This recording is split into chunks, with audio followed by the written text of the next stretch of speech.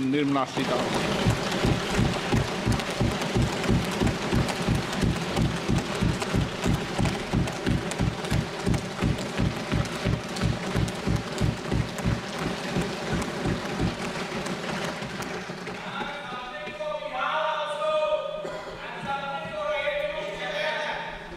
Honorable Speaker, I present the budget for 24-25.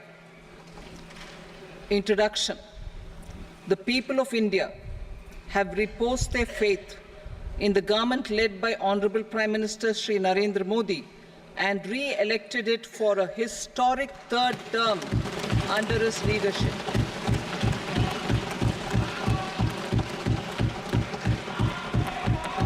We are grateful for their support, faith, and trust in our policies. We are determined to ensure that all Indians, regardless of religion, caste, gender, and age, make substantial progress in realizing their life goals and aspirations. Global context. The global economy, while performing better than expected, is still in the grip of policy uncertainties. Elevated asset prices, political uncertainties, and shipping disruptions continue to pose significant downside risks for growth and upside risks to inflation. In this context, India's economic growth continues to be the shining exception and will remain so in the years ahead.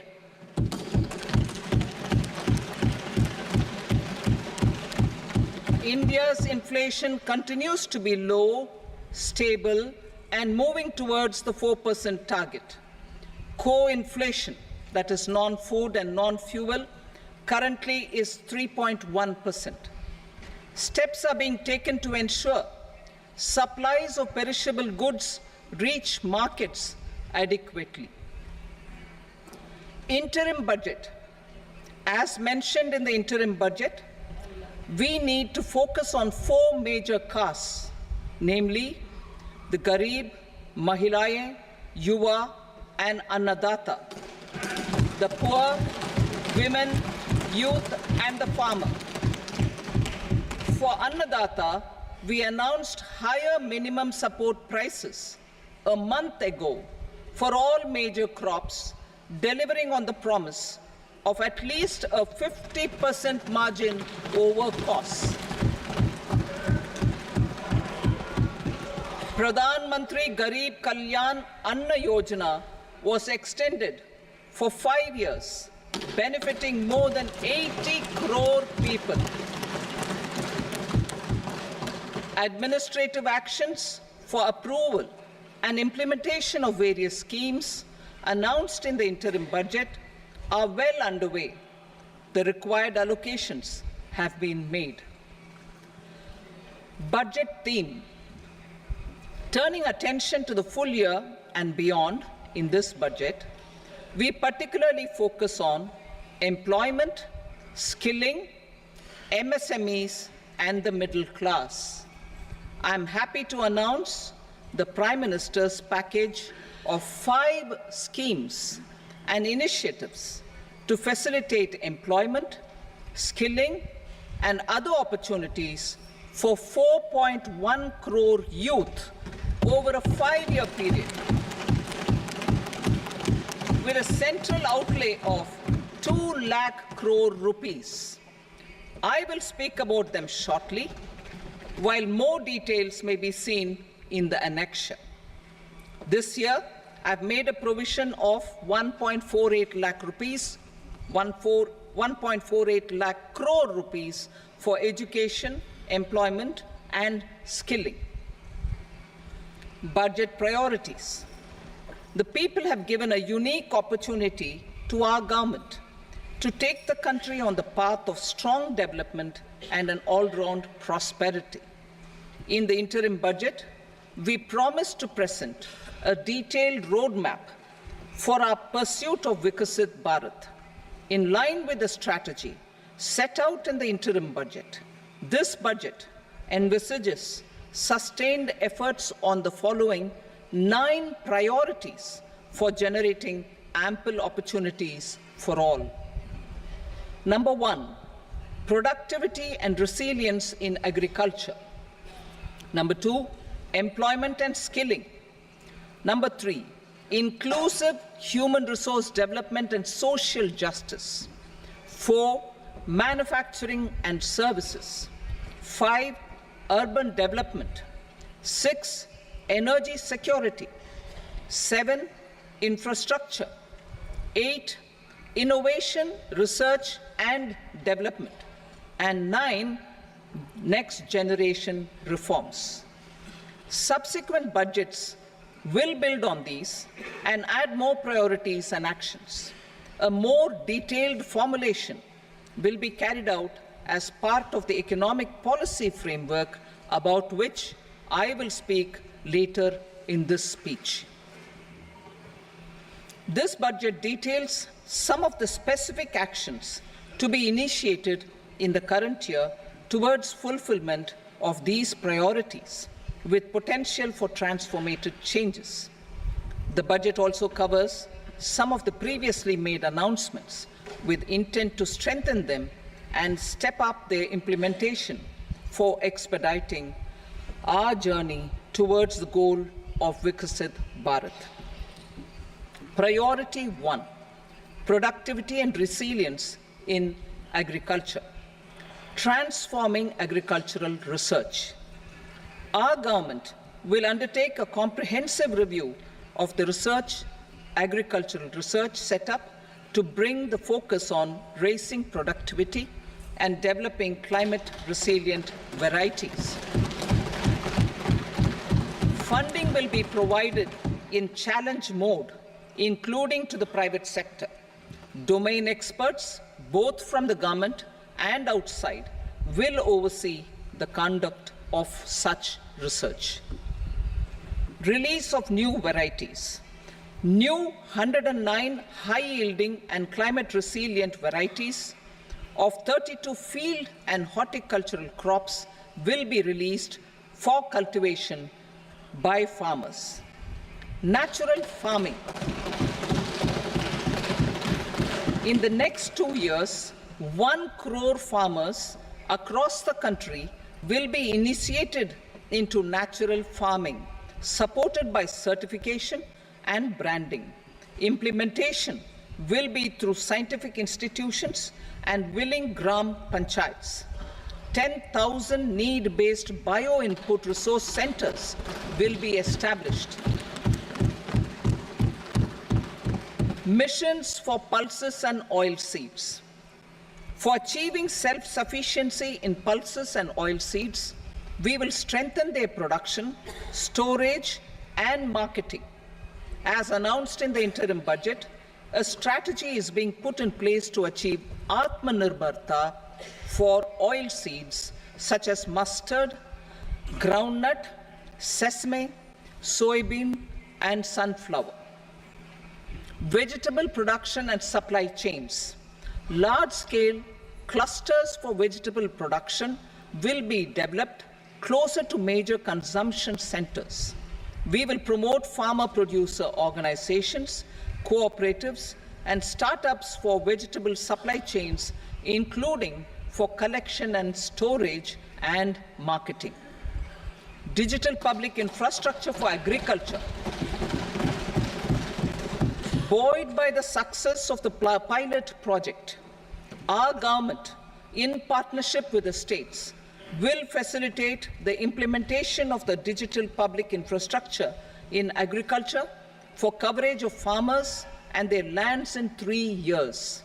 During this year, digital crop survey for Kharif using the DPI will be taken up in 400 districts.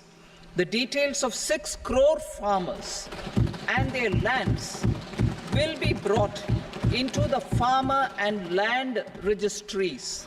Further, the issuance of Jan Samarth based Kisan credit cards will be enabled in 5 states. Shrimp production and export. Financial support for setting up a network of nucleus breeding centers for shrimp brood stocks will be provided.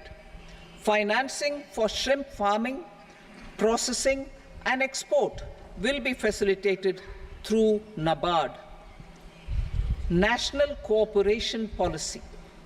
Our government will bring out a national cooperation policy for systematic, orderly, and all-round development of the cooperative sector, fast-tracking growth of rural economy and generation of employment opportunities on a large scale will be the policy goal.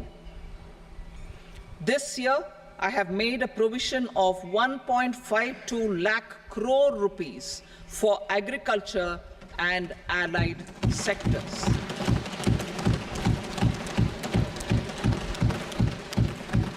Priority 2, employment and skilling. Employment-linked incentive. Our government will implement following 3 schemes for employment-linked incentive as part of the Prime Minister's package. These will be based on enrollment in the EPFO and focus on recognition of first-time employees and support to employees and employers. Scheme A, first-timers. This scheme will provide 1 month wage to all persons newly entering the workforce in all formal sectors.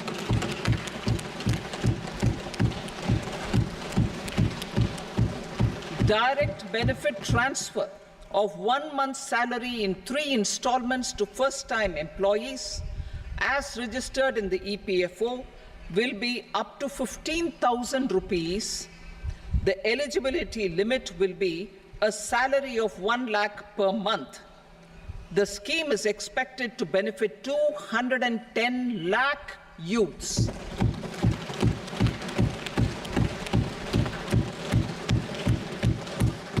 Scheme B, job creation in manufacturing. This scheme will incentivize additional employment in the manufacturing sector linked to the employment of first-time employees.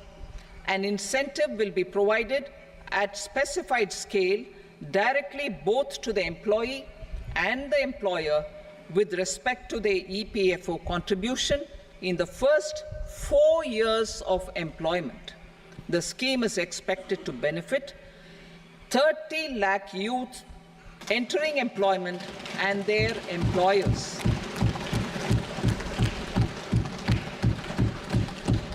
Scheme C, support to employers. This employer-focused scheme will cover additional employment in all sectors. All additional employment within a salary of 1 lakh rupee per month will be counted. The government will reimburse to employers up to 3,000 rupees per month for 2 years towards the EPFO contribution for each additional employee. The scheme is expected to incentivize additional employment of 50 lakh persons.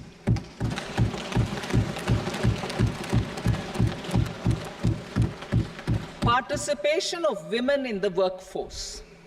We will facilitate higher participation of women in the workforce through setting up of working women hostels in collaboration with industry and establishing creches. In addition, the partnership will seek to organize women-specific skilling programs and promotion of market access for women SHG enterprises. Skilling program. I'm happy to announce a new centrally sponsored scheme as the 4th scheme under the Prime Minister's package for skilling in collaboration with state governments and industry. 20 lakh youth will be skilled over a 5-year period.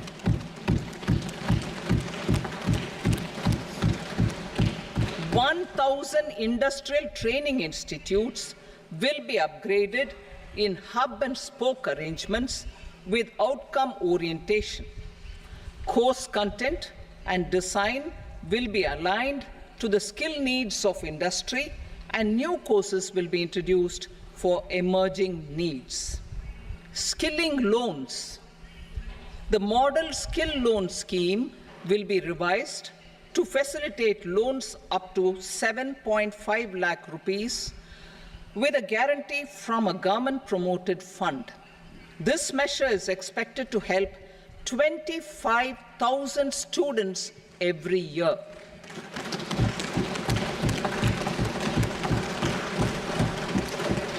Education loans.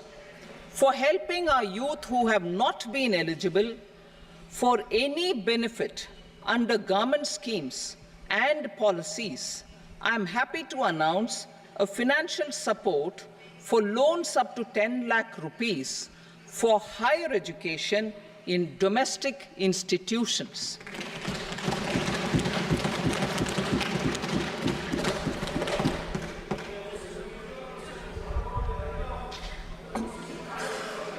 E-vouchers for this purpose.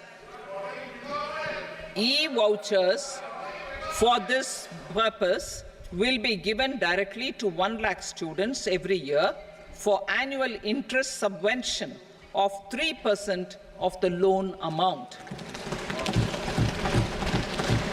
Priority 3, inclusive human resource development and social justice. Saturation approach.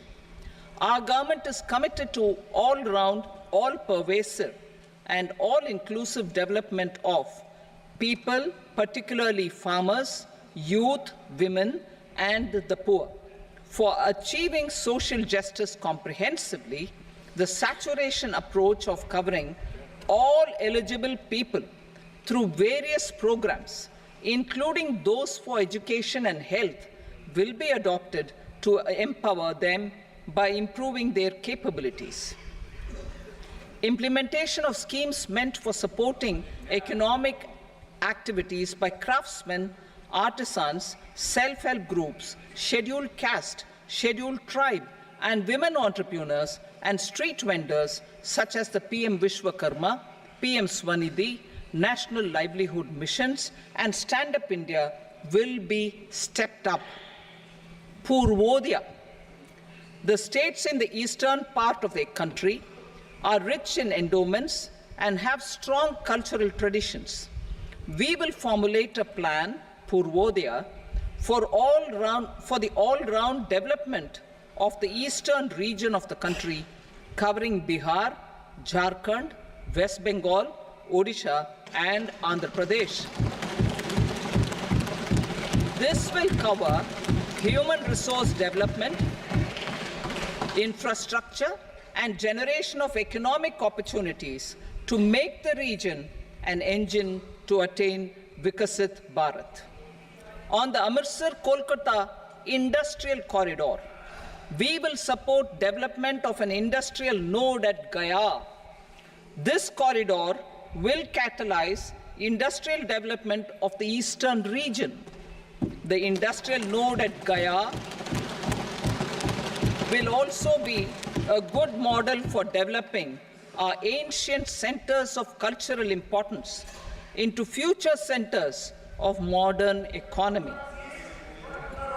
This model shall showcase Vikas B, Virasat B in our growth trajectory.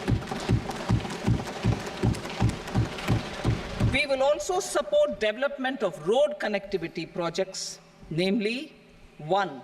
Patna-Purnia Expressway, 2. Buxar-Bhagalpur Expressway, 3. Bodh Gaya, Rajgir, Vaishali and Darbhanga spurs, and 4. Additional 2-lane bridge over River Ganga at Buxar at a total cost of 26,000 crore rupees.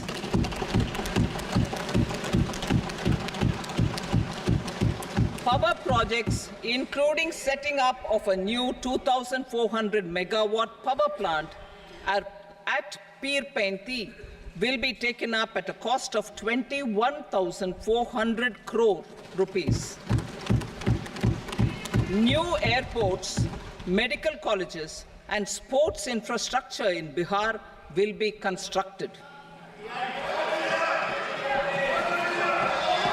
An additional allocation to support capital investments will be provided.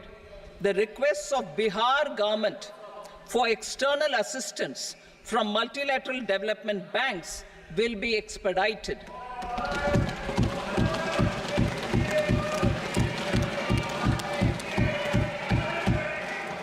Andhra Pradesh Reorganization Act. Our government has made concerted efforts to fulfill the commitments in Andhra Pradesh Reorganization Act.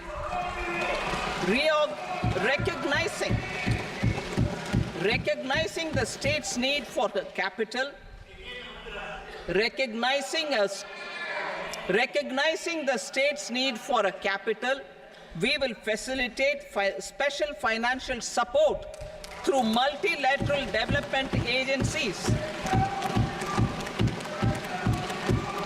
In the current financial year, 15,000 crore rupees will be arranged with additional amounts in future years.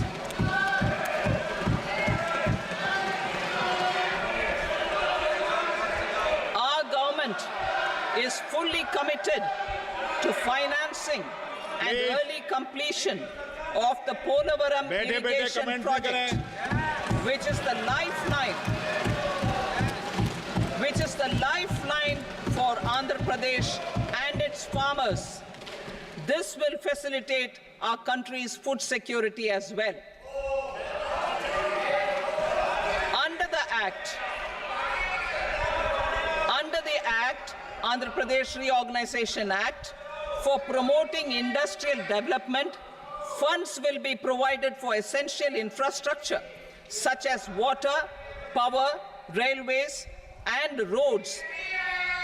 In Kopparthi node on the Visakhapatnam-Chennai Industrial Corridor and Varavakal node on the Hyderabad-Bengaluru Industrial Corridor. An additional allocation will be provided this year towards capital investment for economic growth. Grants for backward regions of Rayalaseema, Prakasham, North Coastal Andhra, as stated in the Act, will be provided. PM Awas Yojana. 3 crore additional houses under the PM Awas Yojana in rural and urban areas in the country have been announced, for which the necessary allocations are being made. Women-led development. For promoting women-led development, the budget carries an allocation of more than 3 lakh crore for schemes benefiting women and girls. This signals our government's commitment for enhancing women's role in economic development. Pradhan Mantri Janjatiya Unnat Gram Abhiyan. For improving the socio-economic condition of tribal communities, we will launch the Pradhan Mantri Janjatiya Unnat Gram Abhiyan by adopting saturation coverage for tribal families in tribal majority villages and aspirational districts.